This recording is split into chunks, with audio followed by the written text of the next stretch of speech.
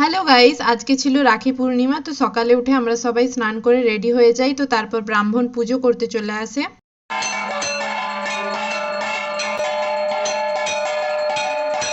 পুজো শেষ হওয়ার পর এরপর রাখি পরানোর পালা। আর এই হলো আমার দাদা আর ভাই। আজকে খুব জোরে বৃষ্টি হচ্ছিল, তো বৃষ্টির জন্য ওদের আসতে একটু লেট হয়ে যায়। তো এরপর সমস্ত কিছু সাজিয়ে গুছিয়ে দেওয়ার পর রাখি পরাতে বসে পড়ি।